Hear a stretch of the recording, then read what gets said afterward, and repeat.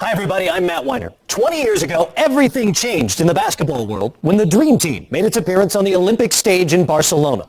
Fans across the globe saw the story unfold on the court as a Hall of Fame collection of talent dominated the competition. What took place behind the scenes has remained hidden until now. Up next, an NBA TV original documentary.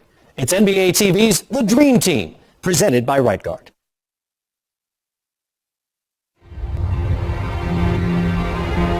Why do people talk about dreams so much in sports?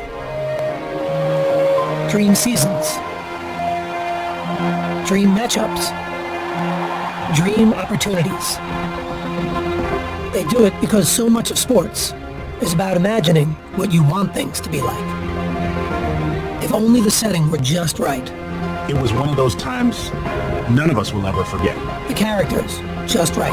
I don't know anything about Angola, but Angola's in trouble. The timing just right. 11 Hall of Famers. I don't think you can ever do that again. At no point in time.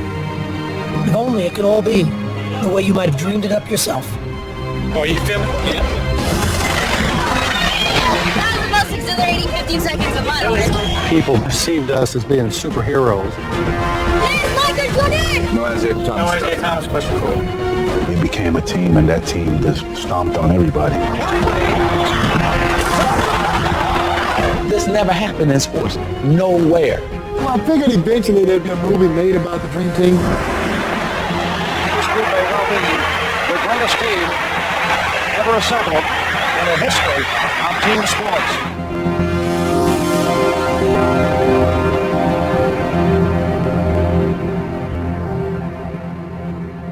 God bless you, and God bless America. 20 years can go by pretty fast, and the world isn't going to stop and wait for you to remember what it used to look like. 1992 was a time of change. New faces in America quickly transforming into cultural icons. None more so than the superstars of the NBA. The ball have repeated. Let the party begin. After the legends of the 80s lifted the league's profile to new heights, a fresh crop of players have blown the lid off.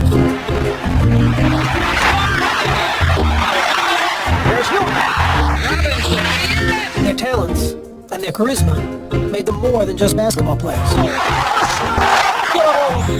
am not a role model. They were a new kind of star athlete whose popularity transcended the game. Is it the shoes? No, man. And now the very best of them awaited their brightest showcase, the world's largest athletic stage, the Olympic Games in Barcelona, Spain, even if no one truly realized the impact they would make there. It's a watershed moment in the history of sports, not just the Olympics, not just basketball. It moved the culture along. But in 1992, not everyone was ready for them. Not everyone thought pro basketball stars had a place in the Olympics. This kind of thing had never, ever, ever been done. So there was a lot of, poking the bear, if you will, by people in my profession. Sports journalists and journalists in general were skeptical, angry, because this wasn't the Olympic movement. The Olympic ideal had always been about amateur competition, which meant the United States had always sent basketball teams made up of college kids. Teams that dominated for decades. In 1972, the Soviet Union was awarded a victory over the U.S. in a controversial gold medal game. The United States apparently had won the game, but the debate still goes on. To this day, that American team still hasn't claimed their silver medals.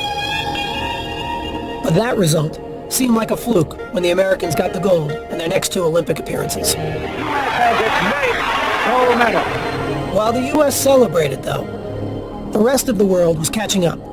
So in 1988, when the Soviets won again, there was no talk of any fluke. The United States goes home with a semi-final loss to the bigger, more experienced USSR team. I was embarrassed. I know some of the guys left their medals there in the room. They didn't want to take them home. Here we are, USA on our chest, and we didn't get the job done. But the amateur ideal had gotten muddled. While NBA players were prohibited from Olympic competition, professionals from other leagues abroad could play. If you played in Europe for money, you were an amateur, but if you played in the NBA for money, you were a professional, and so our players weren't eligible. Those other countries were using pros, playing against 18, 19-year-old kids. That is really unfair. Changing the hypocrisy, though, was the central goal of a European named Boris Stankovic, the head of FIBA, the World Basketball Federation. He was very much intent on lifting basketball up to the highest possible level of international sports. And if the whole world knew that the very best players in the world were not participating in the Olympics, that made it a second-class event.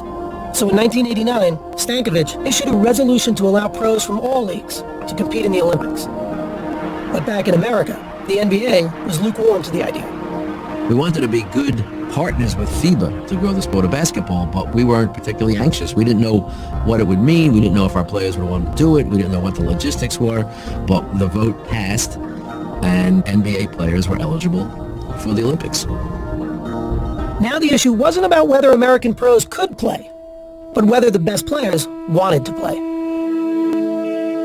The one guy that, that we were a little concerned about was probably Michael.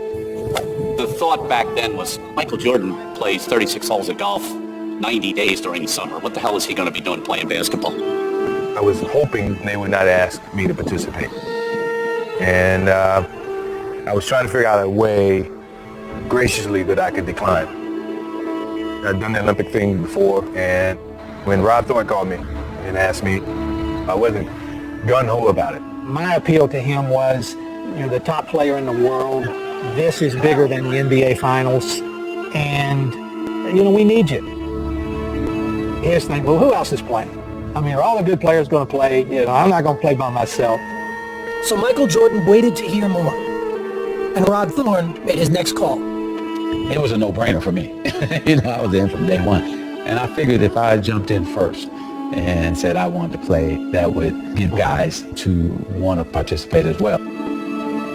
I think if Magic wasn't on that team, I don't think it would have been as spectacular as it was. And to finish out our careers, that was important for both of us. Once you get guys like Magic and Larry committing to the team, then all of a sudden it becomes something very, very special. Representing the USA is already a tremendous honor, but to know that you're going to be on a dream team is a once-in-a-lifetime experience. Magic, Bird, and David Robinson weren't alone in their pride. They called in the big guns. We're the Navy SEALs that we had to go over there and kick butt and take names. With those stars and the Utah Jazz tandem of John Stockton and Karl Malone, the dream team was starting to take shape. It don't matter if you call me last. I got the call. I didn't feel like that I deserved to be called, but I truly wasn't going to tell them that. I was like, yeah, I'm in. I didn't even think to say who else on the team. I'm like, yeah, I'm good. Yes. Charles Barkley's ability was never in question, but his attitude was. God wants us to win the world championship. I don't know if I go that far, Charles. I'll talk to him another night. I learned early in Philadelphia. It doesn't matter what I say. So from this day forward, I'm going to say what the hell I want to say. And some people are going to like it, and some people are going to dislike it. But after a series of incidents on and off the court, the least of the committee's concerns were about what Barkley would say. I was asked to talk to him. He was so honored that we would even think about asking him. He convinced me that you won't have any problems with me. Now, with the team nearly complete, Rod Thorne had enough talent secured to go back to where he started. Representing my country was a big thing, but I think, the biggest motivation for me was now I get to spend time with some of the guys I compete against all the time. Portland's Clyde Drexler rounded out the list of NBA players, while the final spot on the roster was reserved for an amateur, Duke's Christian Laettner, coming off back-to-back NCAA titles. There's the pass to Laettner. Puts it up. In any other Olympic year, Laettner might have been the team's biggest star, but on this team, he was fine with being the last guy on the bench. I tell people this all the time, and it may shock them, but my most enjoyable year was my freshman year because they don't expect nothing from you except carry the luggage, do the laundry, and get our donuts. And that's easy. The harder thing is to be the leader. By May of 1991, 2 months before the Olympics, the team was set. One college kid and 11 future Hall of Famers. The man charged with putting it all together was the unflappable Chuck Daly. Okay, all set? I'm set. Chuck looked the part. He was the guy that looked like he owned the arena, but he would also push the broom. His hair was beautiful. His suits were immaculate. He wanted to win, but he wanted to look good. As the head coach of the Detroit Pistons, Daly did both, winning back-to-back championships in 1989 and 90. The Pistons are winners and still champions of the world. The Pistons were nicknamed the Bad Boys for their aggressive and some said dirty style of play, never more evident than in their memorable playoff battles with Michael Jordan's Bulls. Michael on the move against Vinnie Johnson in the hoop. He is necktied. Michael Jordan goes down hard. Detroit and Chicago had no love for each other.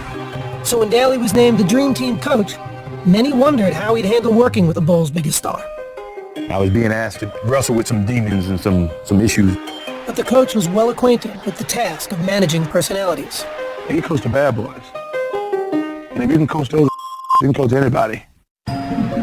One player Daly wouldn't be coaching in the Olympics, however, was his own star in Detroit, point guard Isiah Thomas, who controversially had been left off the team's roster. No matter how much people try to say now, it was no big a deal. It was a big deal. I talked to Isiah at the beginning of the year about the aspect he wasn't on the team, and he was not comfortable with it. I'm sure he is very hurt. He's a very deserving player, but he was not selected. Thomas was well on his way to a Hall of Fame career, but was also seen by many as the biggest cultivator of the Bad Boys image in Detroit. Isiah was the general. He was the guy that would yap at his teammates and say, knock him on the ass, do whatever you got to do. And he missed one. He knew he was going to get hit. I despised the way that he played the game. Did you want him on the Dream Team? No, I did not want him on the team. Did Michael? Did you want him on the team? Well, I can't speak for Michael, but I don't think he wanted him on the team. Now, there has been speculation that your icy relationship with Isiah Thomas is the reason that he was not selected. Well, what is your reaction to that? That was one of the stipulations put to me prior to me even committing, that Isiah wasn't a part of the team. I was getting strong innuendos that it wasn't just, it was coming from higher places that didn't want Isiah Thomas on the team. Certain things are being pointed at me because of our relationship and of course about the way that the end of the game between Detroit and Chicago ended. We were picking the group just after the Pistons had been eliminated by the Bulls, and it was very bad timing for Isiah. Everybody had fresh in their mind the picture of Isiah walking off the court. Pistons wasting no time in getting out of here. They left the bench on the 7 and 9 seconds remaining. The Pistons just left. When the Pistons walked off the court before the final bell, I think it left a bad taste in a lot of people's mouths. All right, no Isiah Thomas. No Isiah Thomas question. Cool. Jordan and the team were done answering questions about Isiah. But with training camp approaching, a bigger question would need to be answered. Hello, how you doing? How would the 12 stars that were selected play together? Welcome. Training camp began on June 22nd, 1992, in La Jolla, California. And when the gym doors opened, no one was quite sure what to expect, especially the players themselves. There's a lot of egos in one gym and on one team. Everybody wanted their form to shine and showcase why they were a part of this team. With all these stars on the team, if it comes down to the last shot, who's going to take the shot? Me. Everybody in the world has an ego. The only difference between us, we have a reason to have an ego. Every one of us felt like we was a everybody. And when practice started that first day, every player seemed to be trying to prove just how great they were. It was a very competitive practice, and I'm thinking, aren't we all on the same team? Patrick, I want to play with David. I want to play against him. And you hear Michael say, I don't want to be on Magic's team. I want to play against him. Every evaluation of Michael Jordan at that time was, he's good, but he's never Magic Johnson. In my competitive nature, I want to use every little bit that I can gather so that I can gain an advantage. Karl Malone, he's the only guy I would even compare to myself at the power forward position. So I want to prove that I was the best power forward in the world. Charles. Yeah, he's a great talent. Do I think he's better than me? Hell no. So let's do this. By the time this over with, you're going to be thinking I'm damn good too. The first practice, Barkley drives baseline, and Karl Malone jumps up like this. Barkley just dunked on him so hard. It was just an unbelievable play. I felt like, man, I cannot believe that I'm part of this practice. A few days later, the team had a chance to acclimate themselves to playing on the same side. Chuck Daly had scheduled a scrimmage against a select group of college players, a group thrilled to be facing off against their idols. I found out today I might be picking up Magic a little bit full court, so, things are just happening for me that really makes me happy. My whole thought process was don't embarrass yourself, and that was like the theme for me, like just hang in there. A lot of those people that I've looked up to, Barkley, Malone, a lot of those people talk confidence, and I think it's going to be a good matchup, There's no advantage on either side. For the college players, it was a chance to see how they'd match up against the world's best. For Coach Daly, it was an opportunity to get his stars to grow into a single unit. I think we're somewhere between the mentality of an all-star game and trying to come together as a team. So we've got to continually work on this. Daly had been hired for his ability to manage personalities and egos. And when the scrimmage began, it became apparent that his players had left one of their biggest weapons, those egos, somewhere else. A non-fan would think, well, they're going to go in there and they're each going to want their own ball, and Jordan's going to be hogging the ball, and Magic's going to be dribbling all over the place. Point of fact, it was the exact opposite. They overpassed. It was like, I don't want to start it off. You do it. And before you realize it, the select team was beating us by 10. We didn't know how to play with each other. We didn't want to step on anybody's toes or hurt any egos. And so these young kids, they were killing us. We were not into it, and we paid for it. Chris Webber was a man. I thought, boy, that's the guy's come this league. I can get out of here. Bobby Hurley was dominant. I did have some success penetrating and collapsing the defense, and our energy, our excitement to play, all those things played in our favor. Bobby Hurley didn't play 2 seasons in the NBA. Nevertheless, it did expose the one weakness they could have had, which is defending against quick guards.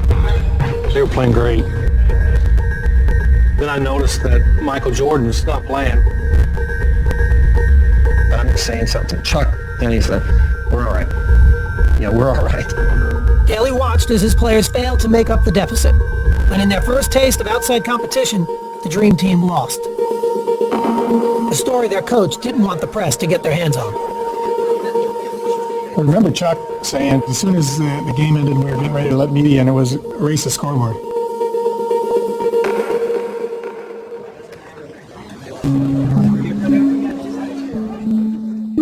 Media comes in, scores, if not hundreds.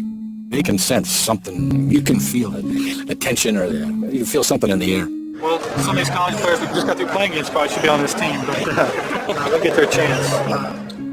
The teams posed for a picture together, both not sure what to make of what had just happened. But the man in charge may have had the answer. He threw the game. Chuck threw the game. If you look how much Jordan played and how he subbed guys in, not picking up, not making any adjustments, he knew what he was doing. It was legit. It felt tremendous. What we were doing that day, they couldn't stop it. There are kids who believe in Santa Claus too, and the Easter Bunny, and now that they've grown up, I hate to burst their bubble, but it was a game thrown. Not many people would have done it, and he did it. It was gratifying to Chuck for us to get our butts beat like that, because now we had to listen to it here. From then on, he had a way of just saying, you could lose. After fixing his collars and his hair, his speech was, anybody can get beat, so you got to be ready to play. And I think that's the only speech he ever gave us. The message got across. I mean, Chuck couldn't have been happier, I'm sure. It was brilliant on Chuck's part to be able to orchestrate that and play along like he didn't. Why didn't he tell you guys? We probably would have screwed it up. The next day, training camp ended with a rematch against the college kids. And once play started, everything made sense again. The tables were turned drastically. We showed them why we are who we are. We pretty much beat them by 100. They couldn't score. And by the way, Jordan played a lot more of that next scrimmage.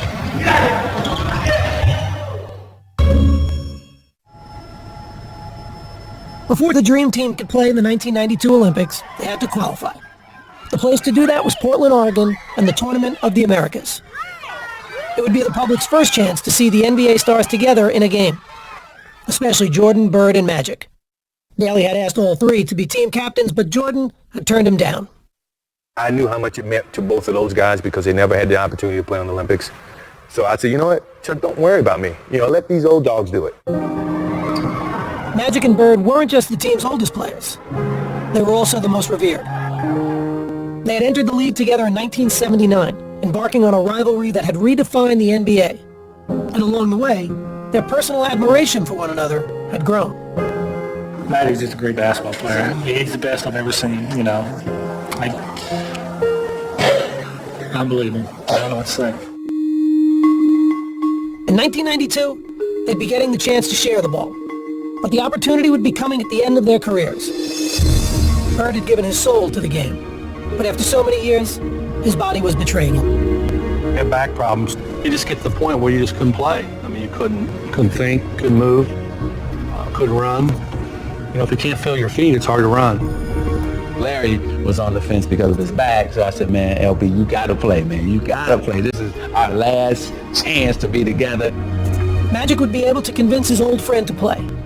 But at the start of the 1991-92 NBA season, he was forced to retire after learning he had the HIV virus. Doctors would eventually clear him to play in the Olympics, though that didn't stop fears from swirling. There's a lot of players that really didn't want him to play, didn't want to play with him or against him, because nobody knew what disease meant. They say, you get a little blood on you, you got HIV, or breeze on you, I never bought any of that, you just keep going. And that's what Irving decided to do, just keep pushing, keep going. 6, 9, three-pointer, Magic had made a cameo in the 1992 All-Star Game and had focused his attention on the Olympics, hoping for an encore of a lifetime alongside his old rival. Our careers were really over, and it was something I thought needed to happen for both of us. Their debut would take place at Portland's Rose Garden, with their team needing to medal in the Tournament of the Americas to qualify for the Olympics. That seemed like a foregone conclusion to just about everyone, including their first opponents, who were completely in awe before the game even started. The Cuban team spontaneously drops to its knees as if 12 popes had come by on Easter Sunday. At that point, the idea that this is merely a basketball game has been ripped asunder. It was a surreal feeling. We're here to kick y'all behind. And they want to take pictures with you. Then the game begins. Magic and Larry come out together, two guys that saved the league. They wouldn't even be playing this game without those two. And Magic passes the ball, Larry makes the first basket. Bird backing in, goes to the fadeaway. I mean, it just didn't get any better than that. The U.S. was off and running, and the result was a thing of beauty. Johnson leading the break. And no one seemed more excited to be sharing the court than the co-captains.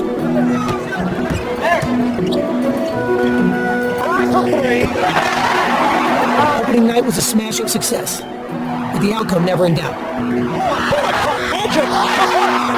And late in the game, fans in Portland decided they wanted a curtain call from a three-time MVP. The crowd started cheering, Larry, Larry, Larry. Crowd reacts to the entrance of Larry Bird, a standing ovation. And as he'd done so many other times in his career, Larry Bird rose to the occasion. Jordan with the ball. Here's Bird. You just knew that Larry Bird was not going to miss that shot. It was a virtually flawless performance. The final margin of victory was 77 points. And Magic and Bird had led the way. For Magic in particular, after a year out of the game, the victory had a special kind of meaning.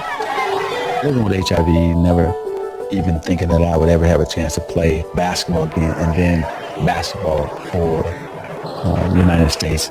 It was therapy for me, and I needed that in the worst way.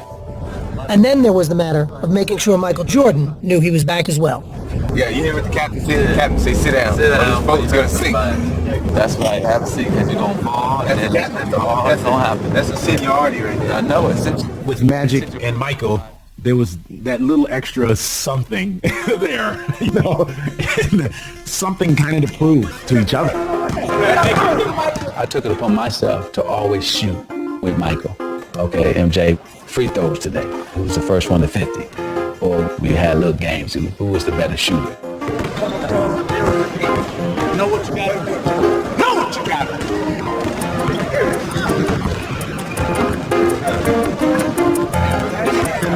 He didn't want to relinquish that control of the 80s, in a sense, even though we were going into the 90s. Don't touch the phone. One hand, don't touch it. Don't touch it.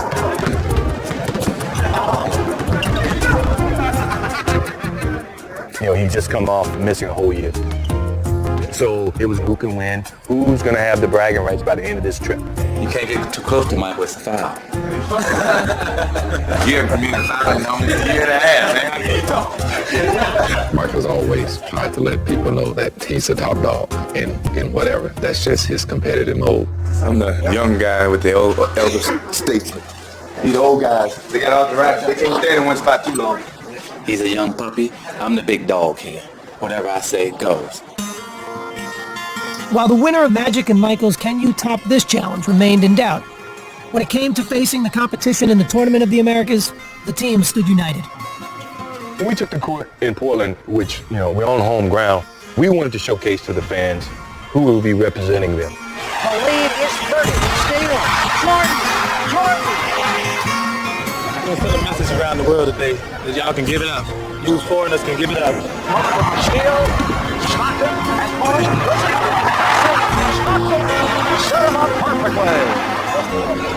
The Americans won their 6 games at the tournament by an average of 50 points. All right, Larry, your impressions of tonight's game?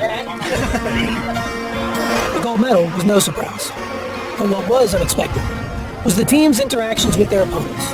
We showered them with adulation before, after, and even during games. Magic Johnson and Rondo shaking hands after the shot. The Tournament of the Americas had served its purpose. The U.S. had qualified for the Barcelona Games and given the world its first glimpse of what was coming later that summer. I'm going to say this is just a small step to what our goal really is, to get to Barcelona, win the gold medal, and bring it back where it's supposed to be. Thank you.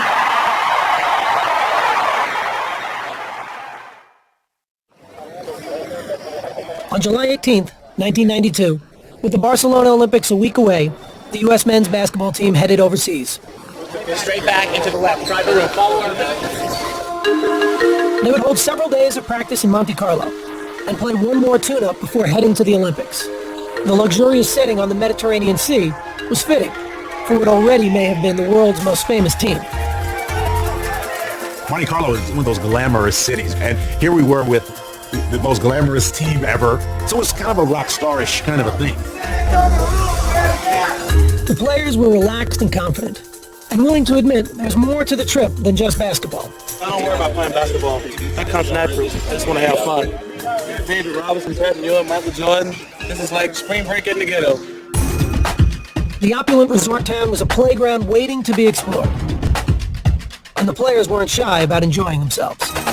Are y'all filming me? Now look, the scene in Monte Carlo was great. It was just breathtaking. I was down on the beach, just kind of trying to enjoy some of the scenery. Paradise. I think every team in the NBA should train here, actually. They need to get a team here. Every day we got back to practice, we made a beeline to the swimming pool because all those girls were laying out topless. I'm going to be in that pool so much the next 2 days. I think I'm on the swimming team in Barcelona. We're all out there with our significant others, and all these women walking around topless coming, can I have an autograph?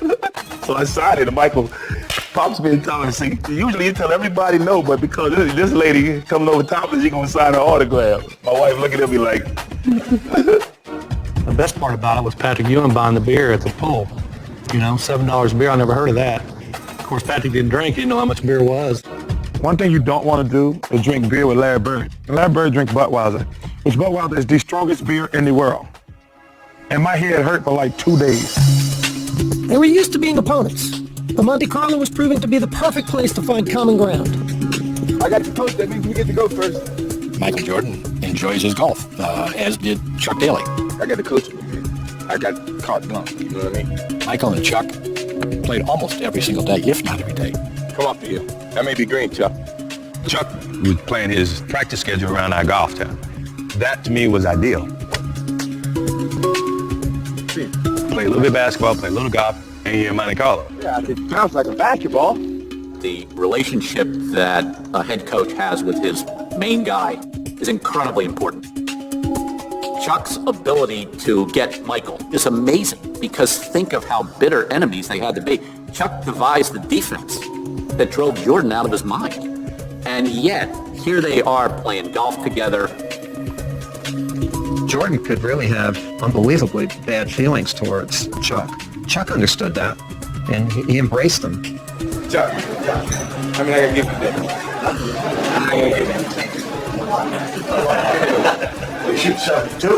that. That was a bonding thing for me and Chuck. Always been a thing that I treasure just as much as being a part of the team. For Jordan, golf was only one part of the whirlwind schedule, which his teammates were discovering was just the way he liked it. What are you doing today, John? I remember thinking that, does this guy ever sleep? Golf, 36 holes. I'm playing it tomorrow, too. He would do more things and be ready to practice and play as much as anybody. The thing that I remember the most was going out and playing golf with Michael Jordan before a game. And I thought, I'm going to be exhausted tonight. And Michael just had ridiculous energy and was phenomenal. I felt like I was running in quicksand a little bit. And so, it gave me a whole nother level of respect for kind of the freak of nature that he really is. They played the food, Jim. We played cards in Magic's room till 5 o'clock in the morning pretty much every night. It was so much fun. He's like a bionic guy. He'd play cards, play golf, play basketball. I don't know when he ever slept. Finally, after a ball game, he was just lying down. And I looked at him and I said, I think that's the first time he's gone to sleep on the whole trip.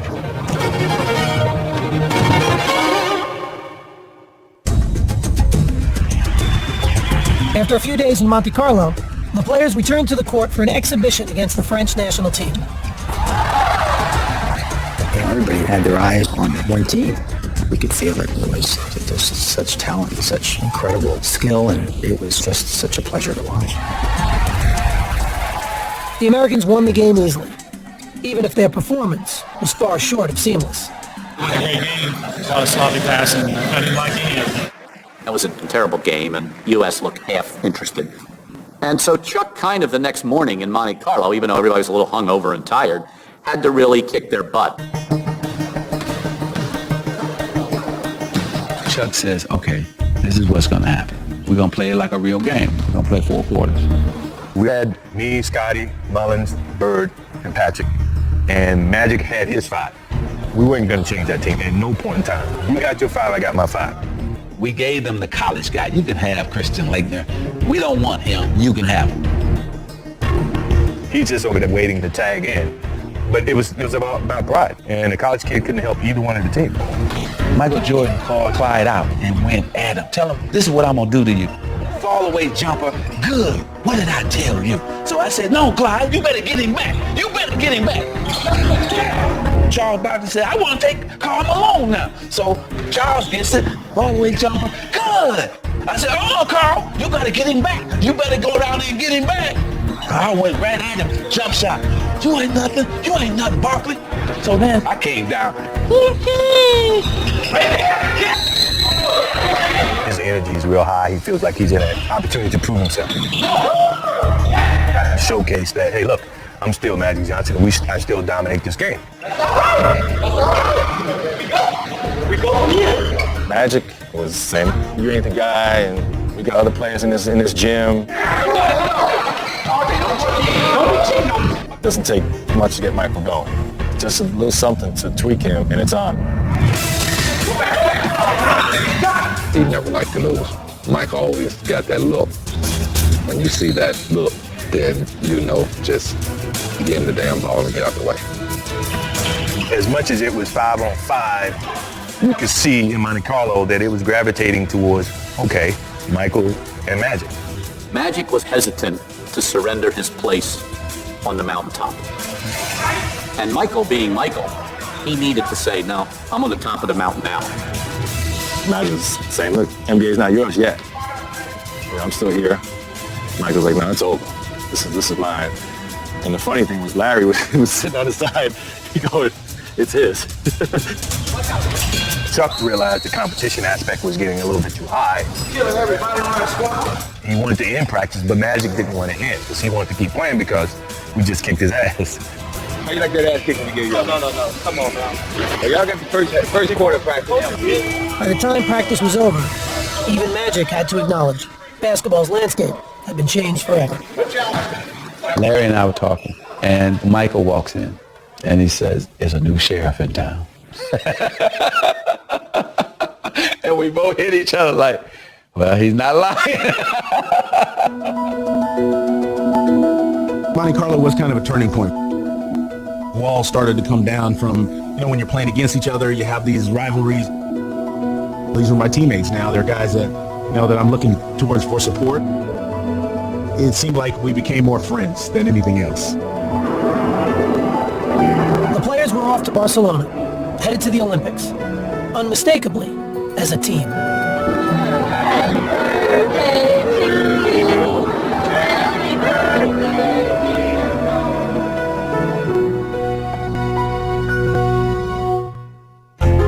NBA TV's The Dream Team, presented by Right Guard, will continue in a moment.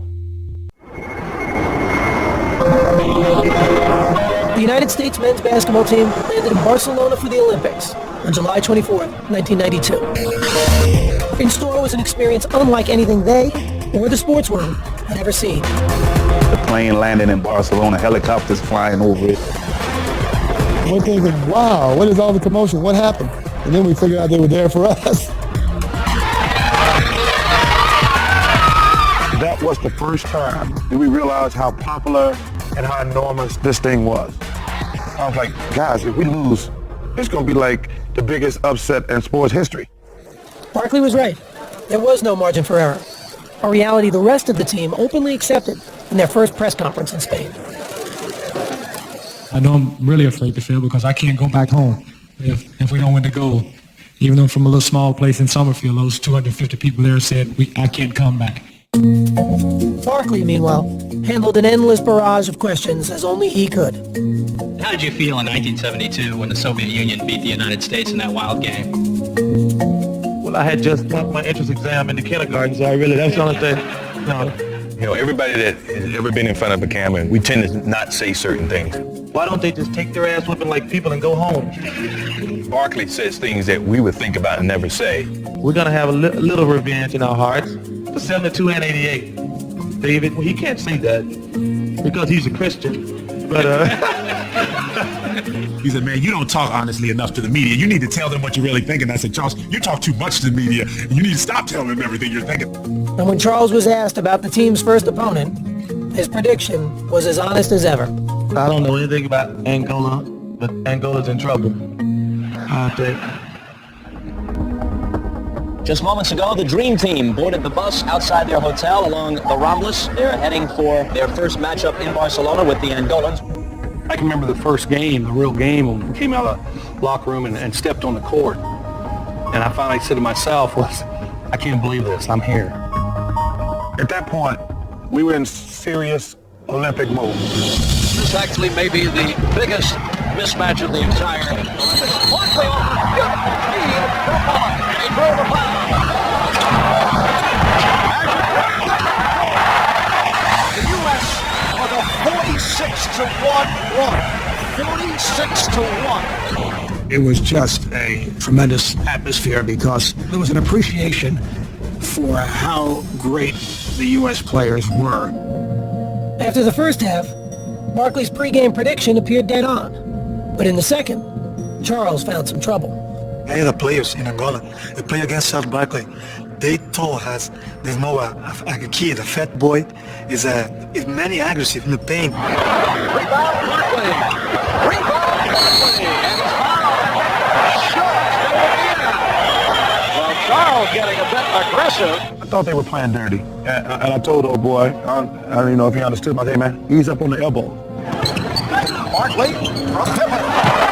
I let it go twice. You can see the frustration of Barkley. And next time I just cracked it. A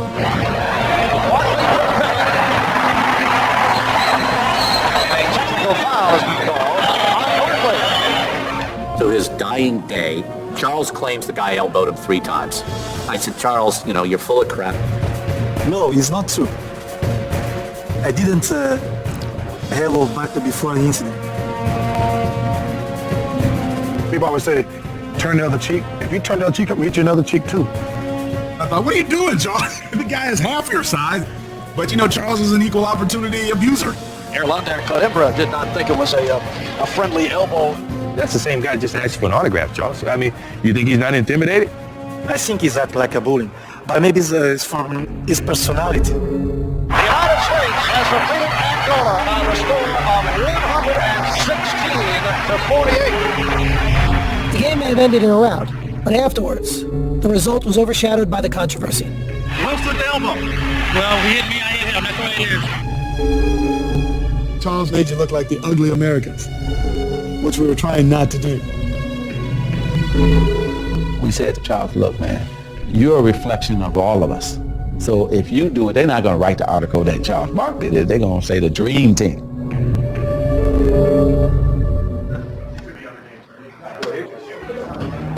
Barkley had stained a dream debut for the Americans.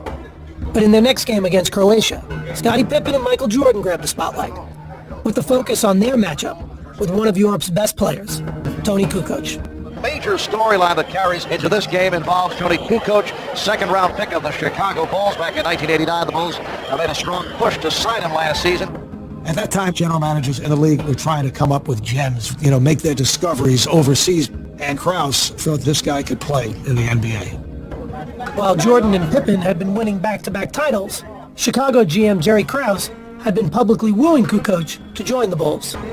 Krause was recruiting this guy and talking how great he was. It's like a father who has all his kids and now he sees another kid that he loves more than he loves his own. So we were not playing against Toni Kukoc. We were playing against Jerry Krause in a Croatian uniform. But unfortunately for the real Toni Kukoc, he was now the target of the world's 2 best defensive players. They were debating who was going to guard him. No, I got it. No, I got it.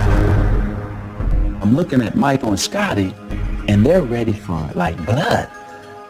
Man. We knew the world was going to be watching. We knew everyone wanted to see what Toni Kukoc was like, and we were going to give him the worst experience he ever had on the basketball court.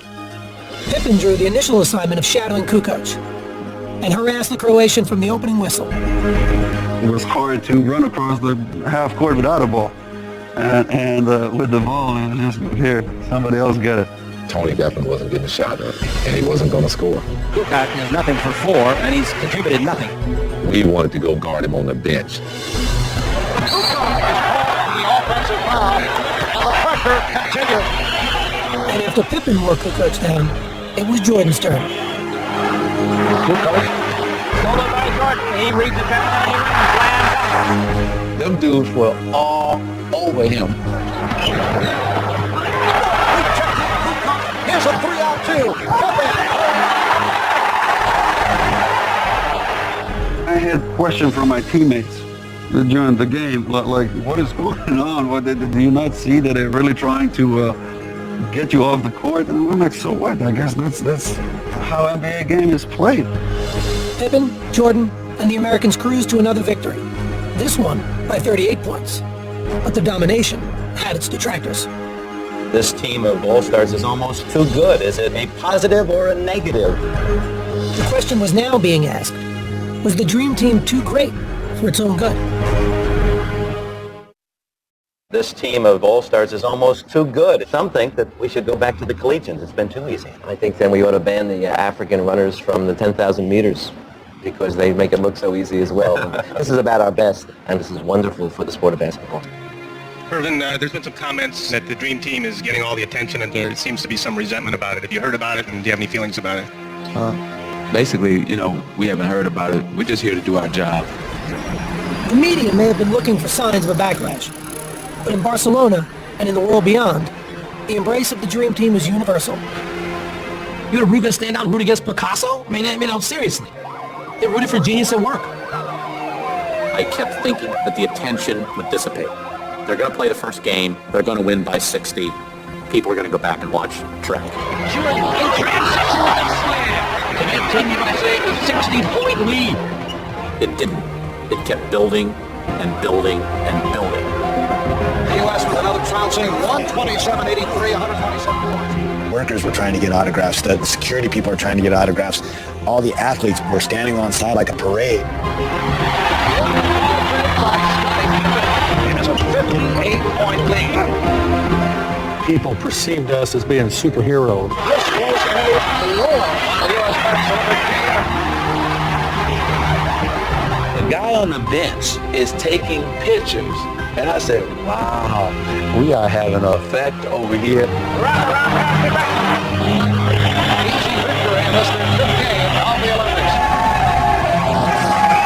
It was as if the President of the United States was in the midst of a caravan that was going through the streets. It's like the Beatles, where there's thousands and thousands of people waiting all the time. That's the most exhilarating 15 seconds of my life. We're like, wow, this is amazing. No one member of the Dream Team reveled in the Olympic experience more than Charles Barkley. After throwing the controversial elbow against Angola, Barkley had emerged as the team's most visible player. Everybody always had the same question. How much of an ass is Charles Barkley? Hey, Jack, when am I going to be on the cover of Sports Illustrated for this stuff? I should be on the Dream Team cover. And then every time you'd go spend time with him, you'd just realize that he was the most enjoyable act, not only in all of sports, but possibly in all of pop culture. Sometimes I dream that he is me. Right away, I told my editors, I said, well, the number one angle here is what is Charles doing? And if you wanted the answer to that question, all you had to do was follow the crowds. They're like, we don't want you guys out and about because we don't know how safe it is. And I'm like, dude, I'm at the Olympics. I'm not going to stay in my room the whole time. So Barkley strolled Los Ramblas, a man of the people, if ever there was one. Man, I walked up and down the Ramblas every night, and the people were fantastic. They all wanted autographs and wanted to take pictures. We could be inside the hotel. Soon we heard the big roar. We said, there go Charles. So Charles would be walking, and then thousands would be following him everywhere he went. He was the Pied Piper. Charles would go over to the village and find the Angolan players and hang out along the Ramblas at night. He was the most memorable person of the 1992 Olympics. I just saw this touch he had. I don't think anybody else in the world could have done it besides Charles Barkley. At the end of the day, he was America's best ambassador. Barkley was celebrated for experiencing the Olympics on his own terms. More quietly, one of his teammates found a way to do the same. We had the motorcycle escorts and we bust through traffic like Dick Tracy. But this one day we got stuck in traffic and we're just sitting there. Finally I said, that's it. Let's go. Anybody wants to go with me? I'm in. He'd get off the bus and his family met him. He started walking right through the middle of everybody and nobody noticed him. I'm still on the bus, seeing him walk down the street, and I'm saying to myself, I would give anything to do what he just did. So you guys, this is called the Ramblas. See all the footprints? All right. So Los Ramblas, it's like Times Square or something. There's just so many people walking. I'm 6'1". I'm about the average size of everybody else on that little walk. So I'm walking with my family and I have the camera and nobody's noticing. You think it's the sunglasses that's fooling them? Must be. Hi, you from America? Yeah. Whereabouts? Whereabouts? Massachusetts. You been watching the Dream Team at all? Yeah, they're pretty good, aren't they? Yeah. No attention whatsoever. Finally, we ran across this lady who had the Dream Team and all the pictures on her T-shirt. Hi, are you American? Sure. You look wonderful. Why, thank you. She started speaking real excitedly about each of the players. I said, have you had a chance to meet anyone? I met Charles Barkley the other Did ya? He's a hell of a player. I see you got all the players right there on your shirt. Is Charles the only one you've ever seen? Hey guys, do you know any of those guys on there? I think my oldest son, Houston, ruined the surprise. That's your dad? Too bad he's not here. I do, yeah. I can't go anywhere without being bugged. Really not much different from Michael Jordan walking through here. For the players, surreal experiences had become the norm. But even more memorable were the unlikely friendships developing behind the curtain. It was a unique mix. You know, Larry Bird and Patrick Ewing became like best friends. I got a white guy from Indiana, and I got a brother from Jamaica. Patrick said I could pick his mind. It took me 3 minutes now. I get the chance to come back and start picking on mine. So he won. We were probably the two of the most unlikely people you thought that would be friends. But if you look, not only Larry and I got to be great friends, but all of those guys got to be much better friends. We all enjoyed each other. We all enjoyed the ride. And we got a sense of each other as men. Then, when we got to the court, it made it even better. The Dream Team's chemistry turned out to be the hallmark of their success, as the players closed in on what they came for. Their big margins of victory may have been a testament to their dominance, but numbers couldn't capture what made watching them so unforgettable. Guys played the best basketball you've ever seen in your life. It was literally like great poetry or great art. At times you feel you're watching a performance, a concert rather than a basketball competition. This was fun.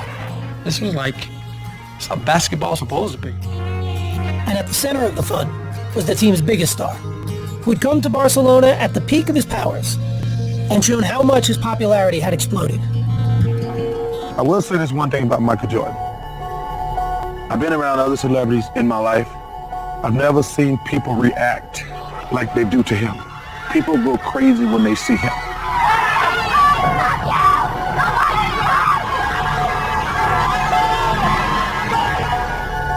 In every corner of the world, there was someone who just wanted to see him. Please, Michael Jordan! No one had the sort of pull, the gravity that Michael Jordan had. Jordan had initially come to Barcelona reluctantly, but an early morning trip just before the gold medal game revealed how meaningful his Olympic experience had become. What time in the morning is it right now? 6:30, 6:45, 7, something like that. No drinking coffee. There's gotta be a hurry. Can we go now? Where are you from? Albuquerque. Albuquerque, New Mexico. Big fan of yours. Everyone's a big fan of yours.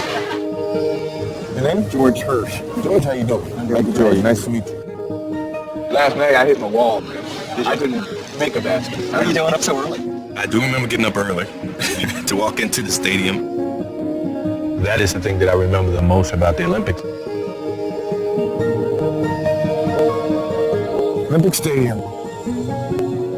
Imagine all the athletes that's been here before us. It's amazing. What about Edwin Moses? 122 consecutive races.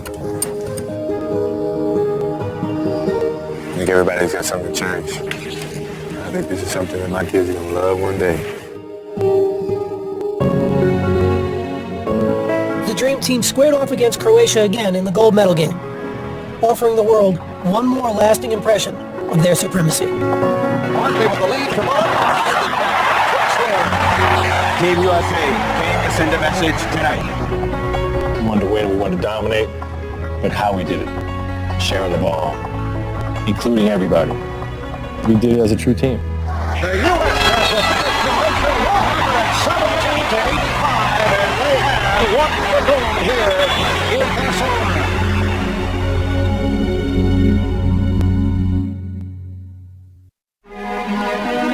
Campeón olímpico y medalla de oro, el equipo de los Estados Unidos de América. There was never really any doubt the Dream Team would win gold in 1992.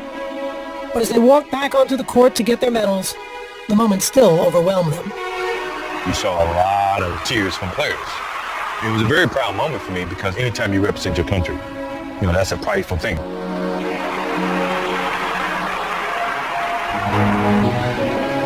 Man, sent chills down my spine. It was a reward that I had never felt like that I would ever achieve. to do it on that stage with those group of guys. It's a memory I'll never forget. Nothing in my life has ever felt like standing on that podium. I was getting goosebumps. Every single time I heard the national anthem after that had a different significance to me. I knew what it really meant. As a young kid growing up, I used to watch Olympics on TV with my father, and all he talked about was the Star Spangled Banner and the gold medal. It made him feel proud to be American. Being up on that podium that night and receiving it, my father, he'd been pretty proud. All those emotions just overcame me. I got to be one of the guys one more time for my country. I said, man, I'll never forget this moment. You know, if this is the end, this is how I wanted to go out. This may well be the greatest team ever assembled in the history of team sports. But when the medal ceremony was over, another realization began to settle in. When I walked off, I remember thinking that whole dream has come to an end. The next season, every Olympian except Magic Johnson and Larry Bird would return to the NBA. Michael Jordan and Scottie Pippen would win their third title against Charles Barkley and the Phoenix Suns. On the way to 6 championships overall, the last 3 with Tony Kukoc. Eventually, other members of the team would also win titles. But each NBA player on the Dream Team would reach the Hall of Fame. Still, it's what they did together that summer that had the biggest impact on the game. An impact that continues to grow today. It really lifted basketball, and it gave birth to international stars who had nothing to do with those games in '92, but who took so much from it. We made the game a worldwide game. You know, I talked to Tony Parker. I talked to Ginobili. I talked to Dirk Nowitzki. Those guys say their first love of basketball started with the Dream Team. And I'm really proud of that. The world can change a lot in 20 years. But there are moments in time you never forget. No matter how long it's been. No matter how much else has changed in your life since. 20 years later, they've all kept ties to the game in one way or another. And they all talk about the summer of '92 as if it happened just yesterday. An experience still unlike any other in their remarkable basketball lives. I've never had more fun being around anybody. Everybody got along. There was no ego. We had fun. You know, clearly everybody reminds me I never won a championship. So that to me was like winning the championship, winning the gold medal, and hanging out with these guys. The reward itself is really only a small part of the story. It's what the gold medal represents that will always tie these men together. This is like this fraternity. That's pretty awesome. I don't think you're ever going to be able to get 11 Hall of Famers to play all at once, you know, on one team. That's unheard of. We go on the bus. We come back. Walk out the hotel. Wave. Wave outside your window. I can't believe it. It's so magical. I just saw my God.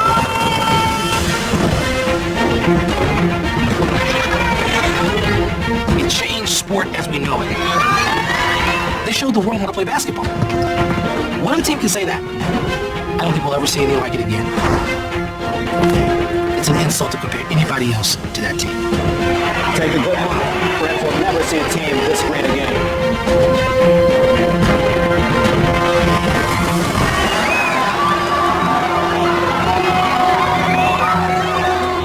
No team will ever have that happen. Hasn't had that happen. And that's the Dream Team.